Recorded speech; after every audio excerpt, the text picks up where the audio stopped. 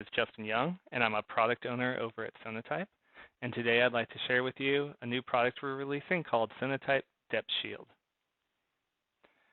Over at Sonatype, we have an unparalleled set of data about open source components that we call Nexus Intelligence. And within that data, there's a subset of security vulnerability information from public sources that we wanted to share with the community through OSS Index. OSS Index is a set of APIs and a web application that allows you to research components and see what kind of security vulnerabilities are associated with those components. DepShield is a free service developed in-house that takes information from OSS Index and makes it actionable directly to private and public GitHub repositories. This is all in an effort to reduce the vulnerability footprint in open source software. Open source contributors work diligently to remove vulnerabilities from their software, and they're able to remediate these vulnerabilities before they even get disclosed to the public, or sometimes very soon after. It's imperative as a community that we're aware of the vulnerabilities and take actions to make sure that the components we use in our software are the newest versions, or the versions that have the vulnerabilities remediated from them. So that's DepShield. I'd like to take a look at it. If you'd like to know more about Nexus Intelligence or how Nexus Lifecycle can be used to manage a business's software supply chain, I'd encourage you to follow the links at the bottom of the DepShield homepage here, or head over to sonatype.com. So I would like to do a brief overview of what DepShield looks like, and I'm going to start by installing it into a GitHub repository.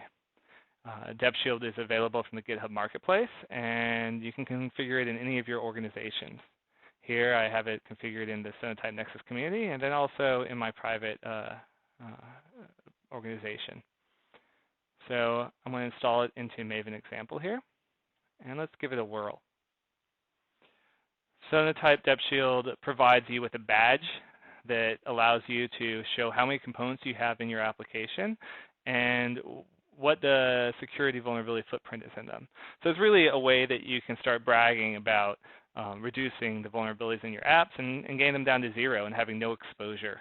Because without any kind of attack vector, your application security is pretty tight. We also create GitHub Issues in your application, or sorry, in your GitHub repository. And this is how you can actually take action on these vulnerability informations. So we'll take a look at one in a sec, but there's some information provided in the GitHub app, and then if you go to Sonatype OSS Index, you can get a little more to dig in and find truly the best path to remediate any kind of problems. So I'm going to start with the badge, and I'll copy this link here and jump over to my repository. I installed into Maven example. This is quite a contrived project, but you can see I have a POM here. It has a single dependency in it. So first things first, I'm going to jump over and add the badge to my repository. And with a quick update, it should be good to go.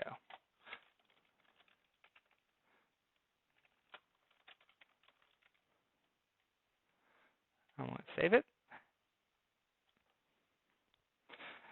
So here you can see the badge indicates that DepShield is processing my repository. Depending on the load in the system, this can take a while. So I'm going to pause the video and go grab a cup of coffee, and I will see you after it's processed. All right, so we're back. And you can see I have one component in my application that's vulnerable, and 4 issues were generated. So if I jump over to the issues, there are 4 separate CVs here. They were all generated for Struts ExWork.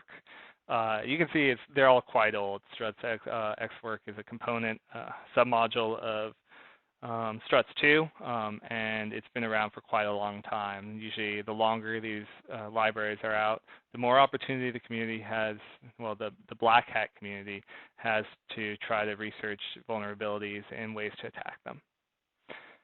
I'm just going to jump on one of them and we'll take a look at the information you get.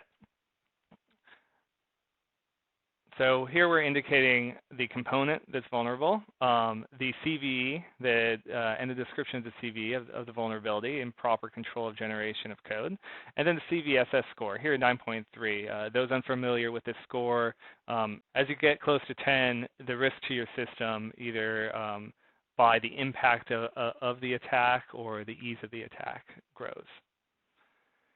If I click on the link to the CVE, I get sent over to OSS Index, and here I get a bit more information about what to do with it.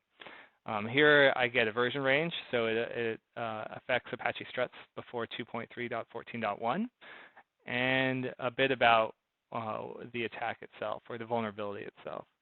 So I can take this information and go back to my project and update to a version beyond 2.3.14.1.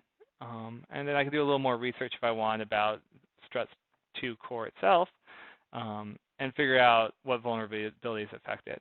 As I said, this is quite an old package, so there's quite a bit of vulnerabilities, but I could use all that information to make an informed choice as to which version of struts 2 I'd like to update to. So that's about it for launch. I'm very excited to get everyone on the platform and trying it out, and I'm excited to get all this information out to developers. So if you have any feedback or you have comments, please check us out in the DepShield community. This is launch day, so there's not much there, but hopefully this will become a vibrant community where you can provide feedback and we can work on that feedback and take actions.